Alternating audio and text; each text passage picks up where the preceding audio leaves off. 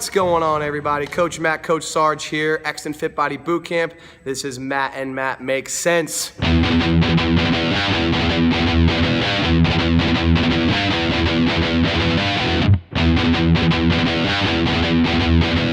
right, first question today is from Tara. She wants to know what macros you suggest to lose weight and tone up. Also, she's heard that the high fat, moderate protein, and low carb. What's up, buddy? Hey. Guys, first question today is from Tara. She wants to know what macros do you suggest to lose weight and tone up, and she's also heard that the high fat, moderate protein, and low carb is supposed to help with our fat loss. Tara. All right, first and foremost, all right, one of the things that I want every single one of you guys to focus on is fat loss, not weight loss. All right, Tara specifically, I know Tara, right? She's tall and thin, right? Does not have to lose a single pound on the scale. Now, fat is a different story, right? We can all lose a little bit more fat. So one of the things, again, I want you to focus on is fat loss versus weight loss, all right? So that's number one. Number two is simplicity, all right? So what I always tell you guys is that obviously exercising, eating healthy, living this lifestyle is difficult, right? So you have to make it as easy as you can on yourself, right? So you can, sustain this lifestyle for a lifetime, all right? So I'm not trying to say that macro counting and things like that don't work, because they definitely do. However, I personally believe that it's unnecessary, right? So since I've been here at boot camp, we've tried many different things. We've tried the macro counting, we've tried the zone, we've tried all different types of things, and I really do believe there's not one perfect plan. So you do have to do what works best for you. However, simplicity is key, okay? So what I do know about nutrition and what has been proven is that nutritional balance is the best way to give your body the ability to burn fat, all right? Now, again, there's all different types of avenues we can go down. We can talk about macro counting, we can talk about carb cycling or the paleo diet, or we can talk about intermittent fasting, right? There's lots of different, little side avenues that we can take. However, the base of every single nutrition plan starts with, your proteins and your veggies, right? No one has ever gained fat from eating too many proteins and too many veggies, all right? So if you follow, right, a nutritional balance style of eating, right, you don't really have to count calories or count macros, because by eating the balance of nutrition 4 to 5 times a day is going to get you to roughly those numbers that you need, okay? So for instance, if you're supposed to be eating 4 to 5 times per day, women should be eating 4 to 6 ounces of lean protein at every single meal, all right? So breakfast, lunch, dinner, snacks, every time you eat 4 to 6 ounces of some sort of protein, all right? Now, again, if you eat that 4 to 5 times per day, that's going to get you to a rough range of that protein limit that you need every single day, right? Now, every single meal, you also need to have your veggies, right? So we should be shooting for 8 to 12 servings of veggies per day. So that means every time you eat, you should be having 2 big fistfuls and pile on the veggies, right? Again, nobody has ever gained fat from eating too many colorful vegetables. All right, so that's number 2. And number 3 is the fats. All right, we don't need a whole lot of fat. All right, now again, there's little bits or little avenues that we can go down and start to tweak things here and there. But what I do know works is nutritional balance. All right, so just a little bit of fat, a dash of fat at every single meal is going to balance your nutrition properly. And one of the things that people tend to forget is that, nutritional balance, while it's not rocket science and it's not fun and exciting, right, it does work over a long period of time, right? So if you eat balanced nutrition for 3 to 4 or 5 weeks, and then you go back to old habits, it's not gonna work, right? Same thing with the ketogenic diet, which is the high fat, moderate protein, which is what Tara was asking.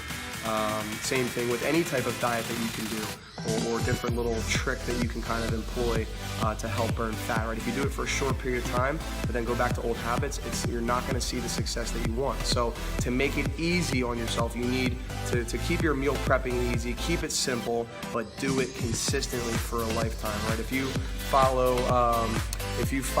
a nutritional balanced approach,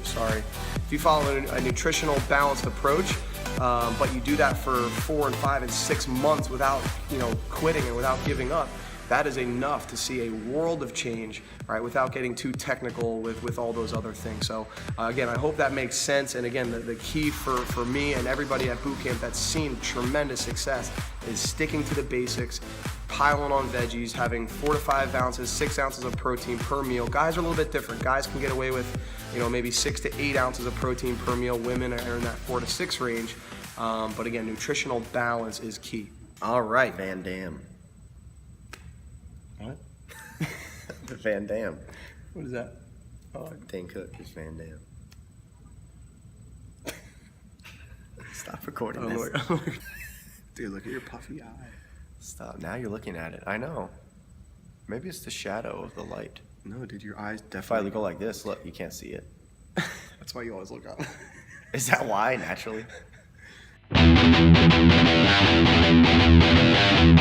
Second question of the day is from Miss Jamie. She wants to know, what is the best way to keep up with your fitness routine if you're nursing an injury? For example, I do attend boot camp 4 to 5 days a week, or do I just modify? Wait, I messed that up. Hold on. Jamie's question is, what is the best way to keep up with your fitness routine if you're nursing an injury? For example, do I continue to attend boot camp 4 to 5 times a week and just modify, or should I cut back to 2 to 3 days a week and add some extra stretching in between? Taking a break for her is not an option, so she wants to keep pushing through. Okay, so Coach Sarge, what would you say? Well, the first thing that I would say to Jamie is to realize if she actually has a serious injury or she's just dealing with some minor aches and pains. For instance, if you have a stubbed toe or you have bruises on your elbows from planks or a headache, those are a no excuse. You gotta come in here and hit it hard at the gym. But if you're dealing with a more serious injury like a sprained ankle or an inflamed knee, you have to know your body well enough to take a step back. Essentially, any type of injury or any type of issue, I should say, that is really limiting any real range of motion that you have due to swelling of any kind, then, like Coach Sarge, you have to really know your body and be able to take a step back. So, a 1 to 2 week thing with a little bit of rest doesn't turn into a 1 month or 2 month issue because you tried to push through it too much. So definitely listening to your body is really, really important. The beauty about us at Fit Body Bootcamp, you can still come in and we can give you modification moves so you can still get a nice kick-ass workout. You're a freak. Look at that puffed eye. Look like the Ice Age squirrel. Dude, why is your eye like that? So whenever I close it, look how puffy this gets whenever I just go. Dude, you're a freak. Oh my God, that's why. Look, whenever I smile, look, my cheek literally closes my eye, look. Watch, I'll just smile to the right. Look. Your eye's puffed, dude.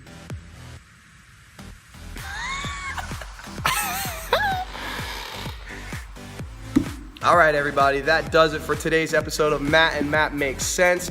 If you guys have any more questions, please contact us via Facebook or YouTube. Subscribe to our YouTube channel, that way you don't miss any of our videos. Also, join our Fit and Healthy Exton page on Facebook. That way we are totally connected. All right, and again, if you have any health or fitness related questions, please let us know. We'll do the best we can to help you guys out. We're out.